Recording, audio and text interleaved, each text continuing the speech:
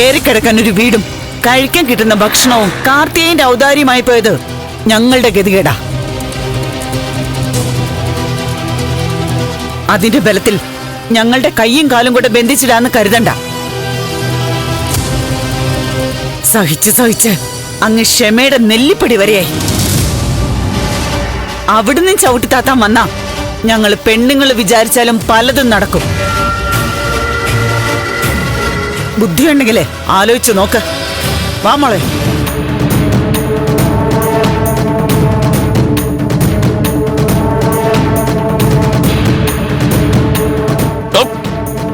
തന്നേക്ക് എന്തിനു കൊള്ളാറോ മംഗലശ്ശേരി?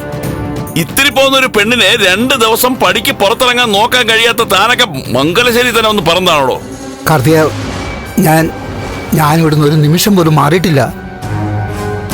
അവിടെ ചിലപ്പം വേറെ ഏതെങ്കിലും വഴിക്ക്. അയ്യോ പാവം, ഞാൻ മുൻവാതിലൂടെ ആരും പുറത്തേക്ക് പോകാതെ നോക്കണമെന്നാണല്ലോ പറഞ്ഞത്.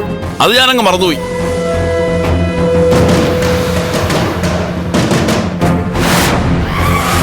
താൻ ഇവിടെ കാവലിടന്നിട്ടൊരു കാര്യമില്ല.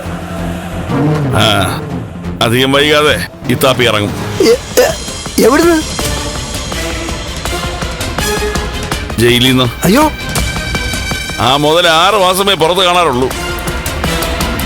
ഇത്താപ്പി വരും ശാരിക്ക് കാവലായിട്ട്. അവളിവിടെ നിന്നോളും. അയ്യോ, അത് അവള് വേണോ? വേണം, അത് വേണം. ഇത്താപ്പി 4 ദിവസം ഇവിടെ നിന്നാലേ തന്റെ മോളൊന്ന് ഒതുങ്ങും. പിന്നെ തന്റെ പെണ്ണും പിള്ളേരെ ഈ തിളപ്പം അടങ്ങും. അല്ല കാർത്തികേയ,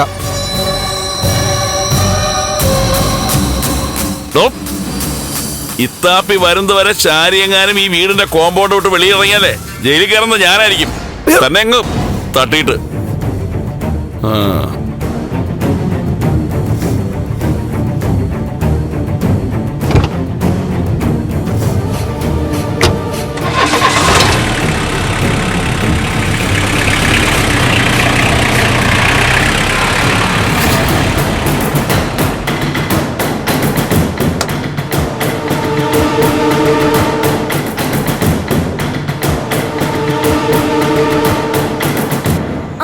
വിളിച്ചു പറഞ്ഞെന്ന് ഓർമ്മയുണ്ടോ? എന്നാൽ ഇത് ഇത്തിരി കൂടിപ്പോയി. ഗൗരിയേച്ചി അച്ഛനെ അമ്മ ഇനി പറയാൻ എന്തെങ്കിലും ബാക്കിയുണ്ടോ? ആ മനുഷ്യന് ഈ ജന്മത്തിൽ ഇങ്ങനെ ഒരു അബദ്ധം പറ്റിയിട്ടുണ്ടാവില്ല. എന്താ അബദ്ധം? അമ്മയുടെ മുമ്പിൽ വന്ന് ചാടിയതേ ഈ മെഷീൻ കണ്ണിന്ന് വരുന്ന പോലെയല്ലേ. അയാളെ കുറിച്ചും ഗൗരിയേച്ചിയെ കുറിച്ചും ഒക്കെയുള്ള നല്ല ലക്ഷണമൊത്ത അനാവശ്യങ്ങള് അമ്മയുടെ വായിന്ന് തെറിച്ചേ. അങ്ങേരങ്ങ് നിന്ന നിപ്പിൽ ഉണങ്ങിപ്പോയി. അത്രയ്ക്ക് മോശമായിരുന്നു അല്ലേ? തീർച്ചയായിട്ടും. എന്താണാവോ ഈ ഇടയ്ക്ക് എനിക്ക് ദേഷ്യം വന്നാ കണ്ണു കാണാതെ ആവും.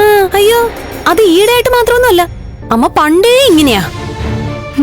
ജനിച്ചപ്പോഴേ അങ്ങനെ ആയിരുന്നിരിക്കും. പൊടി. വലിയ ബുദ്ധിമോശമായി പോയി.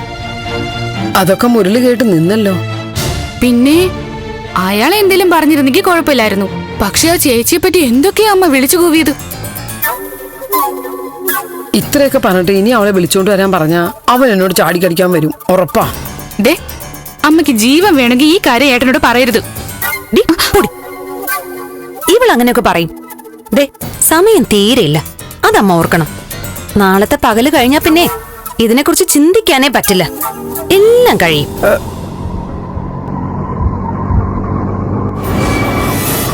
ഏട്ടൻ വരുന്നുണ്ട്.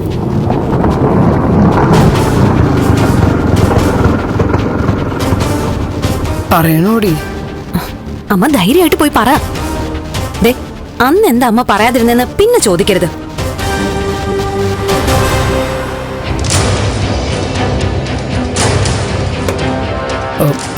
വന്നു അമ്മ പോയി പറ.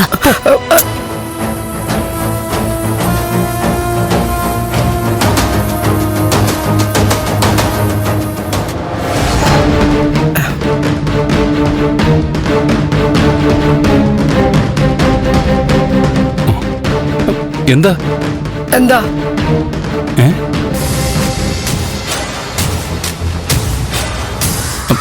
ഇതെന്താ മൂന്നും കൂടെ മീഴ്ച നോക്കി നിൽക്കുന്നേ? എന്തെങ്കിലും പ്രശ്നമുണ്ടോ? എന്താണ് ചോദിച്ച കേട്ടില്ലേ? അത് മുരളിയേട്ടാ, എനിക്ക് മറ്റന്നാ ബാംഗ്ലൂർ പോണം. ആ? കോളേജിന്റെ ഹോസ്പിറ്റലില് ഇന്റേൺഷിപ്പ് സ്റ്റാർട്ട് ചെയ്യുക. 1 വർഷം ഇനി അവിടെ ചെയ്യണം. പോണെങ്കി പോണം. ഇത് പറയാനാണോ മൂന്നും കൂടെ മിഴിച്ചു നിൽക്കുന്നത്? നിനക്ക് കാശ് വരെ വേണമെങ്കിൽ നാളെ കാലത്ത് പറയണം. ഓ, വൈകിട്ട് എടുത്തുതരാം. വേറൊന്നുമില്ലല്ലോ. മാറിക്കിടെ കൊണ്ട്. എടാ മുരളി, എന്താ? എന്തെങ്കിലും പറയാനുണ്ടോ? നീ പോയി അവിടെ അങ്ങ് വിളിച്ചോണ്ട് വന്നേ. ആരെ? വേറെ ആരെയാ? ഗൗരിയെ. എന്തിനാ? എന്തിനാ അവളെ വിളിക്കുന്നതെന്ന്? എനിക്ക് കണ്ണ് കിട്ടാതിരിക്കാൻ ഇവിടെ കോലം വെക്കാനോ? അത് അയാൾ നിന്നെ അങ്ങനെയൊക്കെ പറഞ്ഞപ്പോ പെട്ടെന്നുണ്ടായ ദേഷ്യത്തിന്. അത്രയൊക്കെ പറഞ്ഞു വിട്ടിട്ട് ഇനി എന്തിനാ ഞാൻ അവളെ ഇങ്ങോട്ട് വിളിച്ചോണ്ടിരാൻ പറയുന്നേ?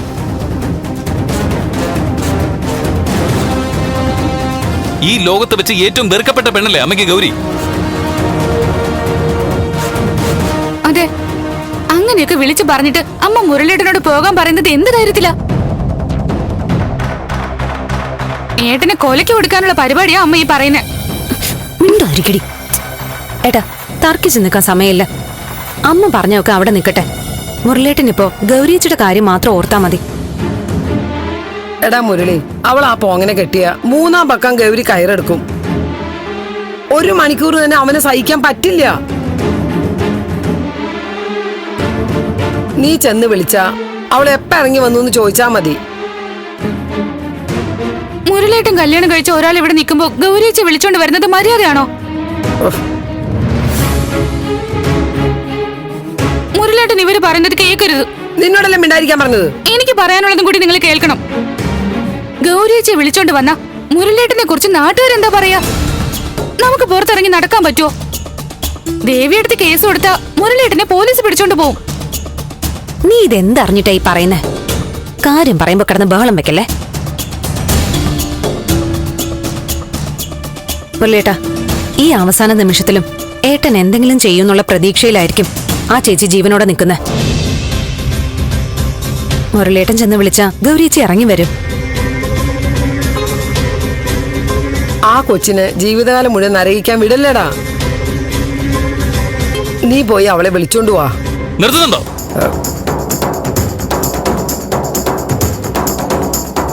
ഞാൻ എങ്ങോട്ടും പോകുന്നില്ല. ആരെയും വിളിച്ചോണ്ട് വരാനും തയ്യാറല്ല. ഒരു പണിയായിട്ട് ഇറങ്ങിക്കോളും. മാറി ഇപ്പൊ എങ്ങനെയുണ്ട്? ഞാൻ പറഞ്ഞല്ലോ. നീ പോടി, പഠിക്കടി. അവളൊരു സപ്പോർട്ട് ചെയ്യാൻ വന്നേക്കുന്നു. കേട്ടല്ലോ, എങ്ങനെയുണ്ട്? അവനവളെ എത്ര വർഷം പ്രേമിച്ചു എന്നാ പറഞ്ഞേ? ഒറ്റ വാക്കിലത് അവസാനിപ്പിച്ചത് കണ്ടോ? അവന്റെ മനസ്സിൽ മറ്റവളാ. ഞാൻ ജീവനോടെ ഇരിക്കുമ്പോ അത് നടക്കില്ലടി. ആ,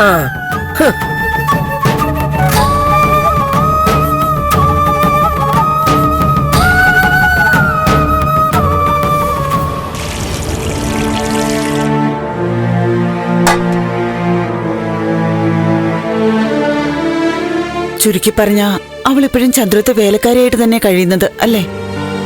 ഞാൻ കണ്ടെടുത്തോളം ചേച്ചി ഇപ്പോഴും അങ്ങനെ തന്നെയാ അവിടെ കഴിയുന്നത്. ഈശ്വര, കാലക്കേടെല്ലാം ഒഴിഞ്ഞോന്ന് കരുതി സമാധാനിച്ചതാ. ഒക്കെ വെറുതെ ആയല്ലോ. അവിടെ ഈ അവസ്ഥയിൽ പിടിച്ചു വെക്കണമെങ്കിൽ അതേ ഉള്ളൂ വഴി. ഇനി ഇങ്ങനെ എത്ര നാളാ? ഇവിടുന്ന് വിളിച്ചോണ്ട് പോയെങ്കിലും കാര്യങ്ങളൊന്നും ഉദ്ദേശിച്ച പോലെ ആയില്ല. അപ്പോഴേക്കും സാറിന് അപകടം പറ്റിയില്ല. അത് ശരി. അപ്പൊ അങ്ങനെയൊക്കെയാണ് കാര്യങ്ങളല്ലേ? മന്ത്രി വിളിച്ചോണ്ട് പോയാലും ഓട്ടോക്കാരൻ വിളിച്ചോണ്ട് പോയാലും അവരുടെ പണി അടുക്കളയിൽ തന്നെ അല്ലേ? കൊള്ളാം. അവൾക്ക് അങ്ങനെ തന്നെ വേണം. നല്ല ഒന്നാന്തരൊരു ജീവിതം വെച്ച് നീട്ടിയിട്ട് തട്ടിത്തെറിപ്പിച്ച് പോയതല്ലേ? ഇതൊന്നുമല്ല, അവൾക്ക് ഇതിലും വലുത് വരാനിരിക്കുന്നതേ ഉള്ളൂ. നിങ്ങളെ കൊണ്ട് ഒരു ഉപകാരം അവൾക്കുണ്ടായിട്ടില്ല.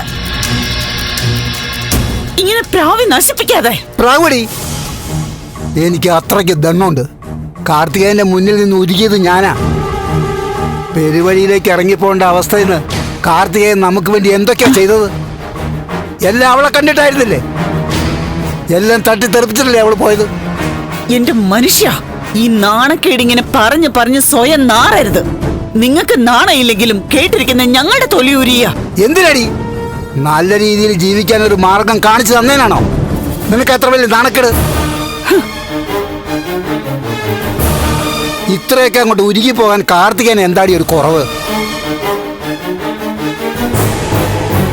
അയാളൊന്ന് കണ്ണ് കാണിച്ചാൽ കൂടെ ചെല്ലാൻ അവളേക്കാൾ ചന്തമുള്ള പെണ്ണുങ്ങൾ ഒരുപാടുണ്ട്, അറിയോ? എന്നിട്ട് എന്തേ അയാൾ അങ്ങനെ ചെയ്യാത്തെ? ഞങ്ങൾക്ക് ചന്തം കുറവല്ലേ? ഞങ്ങളെ വെറുതെ വിടാൻ പാടില്ലേ? എടി, അധിക പ്രസംഗം പറയരുത്.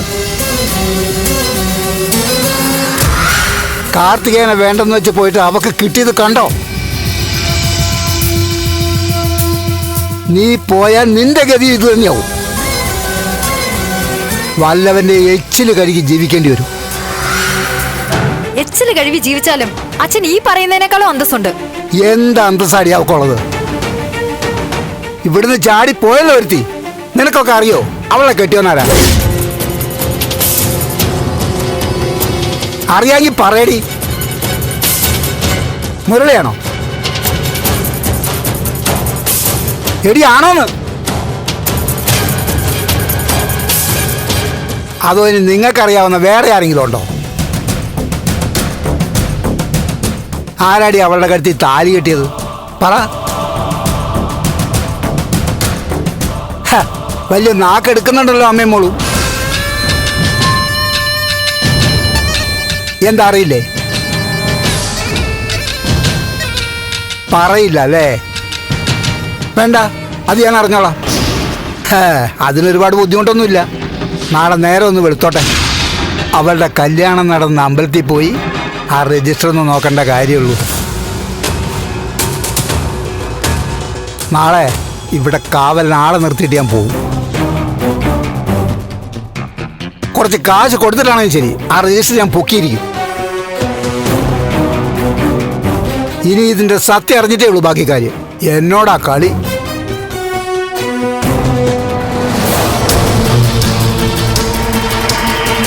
അമ്മേ, അവിടെ പോയി രജിസ്റ്റർ നോക്കിയാ ആകെ കൊഴിയൂല്ല എന്റെ ഈശ്വര.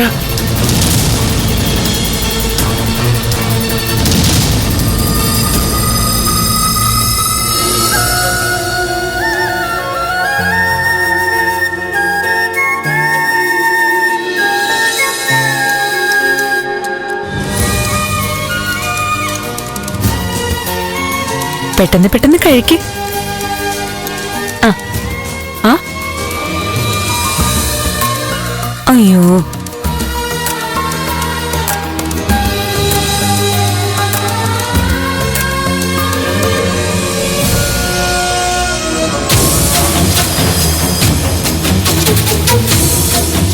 അയ്യോ,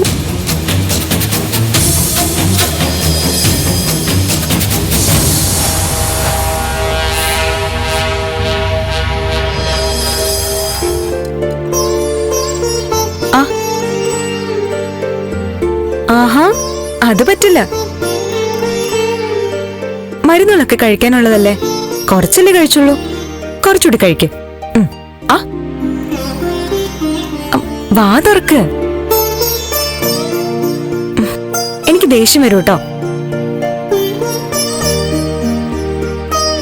മര്യാദയ്ക്ക് വാ തുറന്നേ. ആ,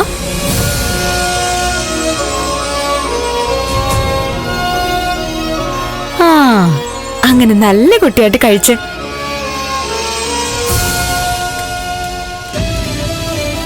രജനീച്ചി പത്രങ്ങൾ വാങ്ങിക്കാൻ പോയിട്ടുണ്ടേ. ഇത് കഴിച്ചു കഴിഞ്ഞാ അച്ഛന് ഞാൻ പത്രങ്ങളൊക്കെ വായിച്ച് കേൾപ്പിക്കും. കഴിക്ക്.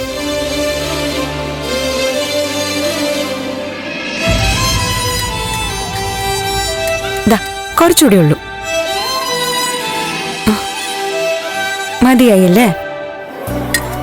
ഇന്നത്തേക്ക് കുഴപ്പമില്ല. ഇനി പറ്റില്ല കേട്ടോ. തൽക്കാലത്തേക്ക് ഞാൻ ക്ഷമിക്കുക.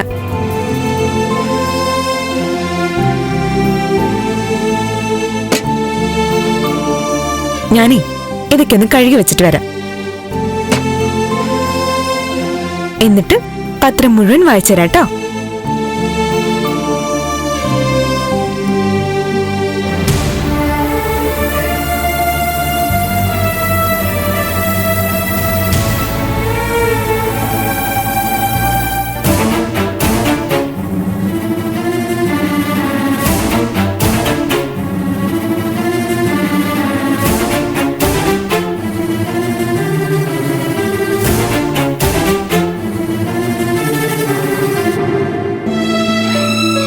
അച്ഛാ, പത്രങ്ങളൊക്കെ കിട്ടിയിട്ടുണ്ട്.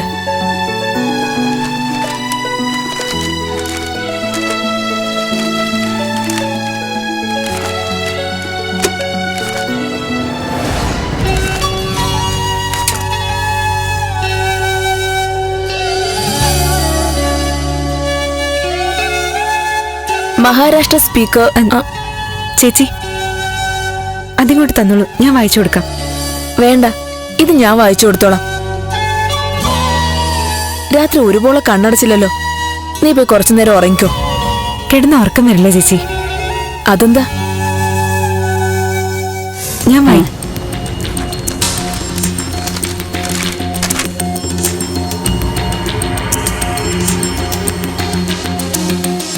Devastated, says Nikita Gandhi on students' death at her Kochi concert.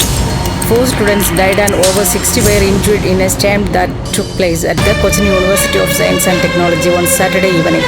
The incident happened at the concert venue where singer Nikita Gandhi was set to perform as part of a tech fest organized by the students of the School of Engineering. The concert was to be held at the open-air auditorium, but poor crowd control and sudden rain led the people waiting for entry to rush in, causing the stampede. The crowd was unaware of the fact that some students had fallen down during the showers until it was too late, say witness.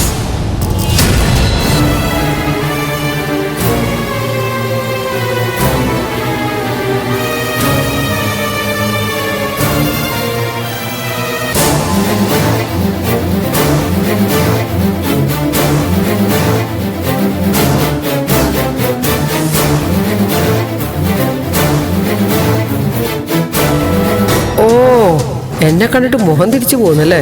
ഇവൾക്ക് ഇത്ര അഹങ്കാരായോ? എന്നാ അതൊന്നും അറിയണല്ലോ. നീ ഇതുവരെ പോയില്ലേ? പോയാ ഇവിടെ കാണൂ. എന്താടി പറഞ്ഞേ? നീ എന്താ പറഞ്ഞെന്ന്? ഞാനൊന്നും പറഞ്ഞില്ല. നീ എന്തോ എന്നെ പറഞ്ഞു. സത്യം പറയടി, നീ എന്നെ ചീത്ത വിളിച്ചല്ലേ? അവിടെ നിൽക്കുമ്പോ ചെറുക്കിട്ട് കുത്തിയാലും വാ തുറക്കാത്തവളാ. മുഖത്തോക്കി ചീത്ത വിളിക്കാനും തുടങ്ങിയോ? എന്റെ ഈശ്വര, ഇതൊന്നും കേൾക്കാൻ ഇവിടെ ആരും ഇല്ലാതെ ആയല്ലോ. ദേ അമ്മേ, വെറുതെ ഇല്ലാത്തത് പറയരുത്. ഞാൻ എന്തിനാ അമ്മയെ ചീത്ത വിളിക്കുന്നേ? നീ വലിയ മര്യാദക്കാരിയാണെന്ന് സ്ഥാപിക്കണ്ടടി. നിന്നെ കണ്ടപ്പോ തന്നെ നീ ഏതാ എന്നേ ഞാൻ മനസ്സിലാക്കിയതാ. അതാടി നിന്നെ രാത്രിക്ക് രാത്രി എന്റെ കുടുംബത്തിൽ നിന്ന് ഞാൻ ഇറക്കി വിട്ടത്. ഇറക്കി വിട്ടപ്പോ ഞാൻ പോയില്ലേ? പിന്നെ അങ്ങോട്ട് ശല്യപ്പെടുത്താൻ വന്നില്ലല്ലോ. നീ നിന്റെ വീട്ടിൽ പോടി. ഈ ആശുപത്രി കിടക്കുന്ന ആളുമായിട്ട് നിനക്കുണ്ടായ ബന്ധേ ഞാൻ വഴിയല്ലേ? ഞാൻ പുറത്താക്കിയ പിന്നെ എന്തിനാടി ഇവിടെ കിടന്ന് ചുറ്റി കറങ്ങണത്? നാണുണ്ടോടി നിനക്ക്? അമ്മേ, ഇതൊരു ആശുപത്രിയാ. കുറച്ച് പതുക്കെ സംസാരിക്കണം. എന്നെ എന്ത് വേണോ പറഞ്ഞോ. മറ്റുള്ളവരെ ശല്യപ്പെടുത്തുന്ന എന്തിനാ? നീ എന്നെ മര്യാദയൊന്നും പഠിപ്പിക്കണ്ടടി. ഈ ആശുപത്രി കിടന്ന് കറങ്ങി സാർ ഇവിടുന്ന് ഡിസ്ചാർജ് ആവുമ്പോ പിന്നെ അങ്ങോട്ട് വന്ന് എന്റെ മോന്റെ കഴുത്തി തൂങ്ങാന്ന് നീ വിചാരിക്കണ്ടടി. നീ ഇപ്പൊ ഇവിടുന്ന് ഇറങ്ങിക്കൊള്ളണം. എടുക്കാനുള്ളത് എടുത്തിട്ട് മര്യാദക്ക് പോകുന്ന നല്ലത്. അമ്മ എന്തൊക്കെ പറഞ്ഞാലും ഞാൻ ഇവിടുന്ന് പോവില്ല. പോവില്ലെന്നോ? അത്രയ്ക്കായോ നീ? എന്നോട് തറുതല പറയാൻ വരുന്നോ നീ? ചുരുട്ടിക്കൂട്ടി എടുത്തേ ആശുപത്രിയുടെ ഗേറ്റിന് വെളിയിൽ തള്ളി ഞാൻ. കാണണോ നിനക്ക്? കാണണോടി? കാണണം. ഭാർഗവി, എന്താ ഇത്? കുഞ്ഞെ, ഇവളോട് ചുറ്റി നടക്കുന്നതേ വേറെ ഉദ്ദേശത്തിനാ. എന്നെ എന്റെ മോന്റെ ജീവിതം തകർക്കാൻ വേണ്ടിട്ടാ. ഇവളെ പിടിച്ച് പുറത്താക്കട്ടെ? ഇവളെ എന്റെ സെർവന്റാ. എന്റെ സെർവന്റിനോട് ദേഷ്യപ്പെടാനും കയ്യേറ്റം ചെയ്യാനും ഭാർഗവിക്ക് എന്താ അധികാരം? കുഞ്ഞെ, ഞാൻ ശമ്പളം കൊടുത്താ ഇവളിവിടെ നിർത്തിയിരിക്കുന്നേ. മേലിൽ ഇവളോട് ഇതുപോലെ മോശമായിട്ട് പെരുമാറാൻ പാടില്ല, മനസ്സിലായില്ലേ? കുഞ്ഞിന് ഇവളെ കുറിച്ച് നന്നായിട്ട് അറിയാലോ. പിന്നെ എന്തിനാ ഇവളെ ഇവിടെ ഇങ്ങനെ നിർത്തിയിരിക്കുന്നത്? ഇവള് കാലുകുത്തിയുടെ മുടിയും.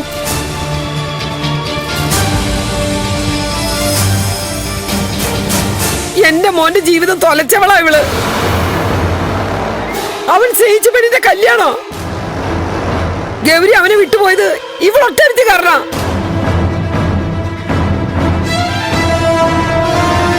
അതോർത്ത് ചങ്ക് പൊടിഞ്ഞ് നിൽക്കുക എന്റെ മോൻ. പെറ്റ തള്ളയല്ലേ ഞാൻ. എനിക്കിതൊക്കെ സഹിക്കാൻ പറ്റോ കുഞ്ഞെ? നീ ചെല്ലു. ഭാർഗവി, വാ. ഇവിടെ നിന്നിങ്ങനെ ബഹളം ഉണ്ടാക്കരുത്. ഇതൊരു ആശുപത്രിയാ.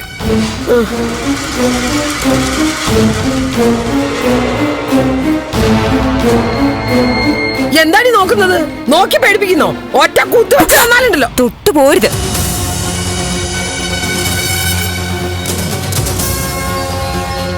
ഇനി എന്റെ ദേഹത്ത് തൊട്ടാലുണ്ടല്ലോ.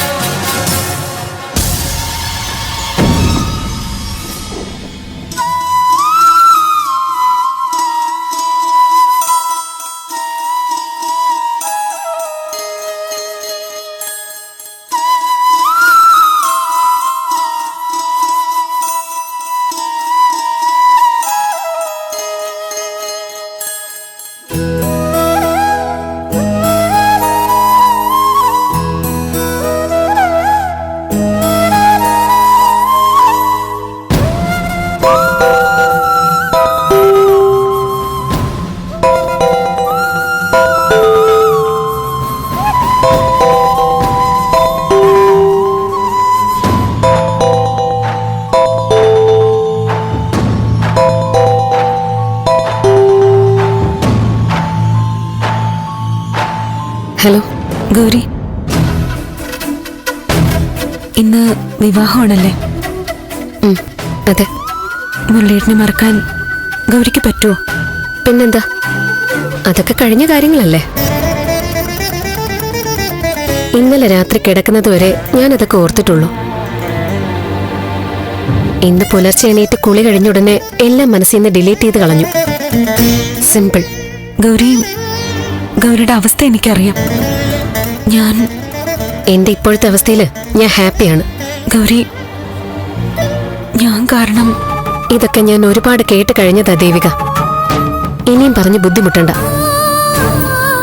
ഞാൻ ഇത്തിരി തിരക്കില്ല. ഇങ്ങനെ സംസാരിച്ച് നിൽക്കാൻ എനിക്ക് താല്പര്യമില്ല.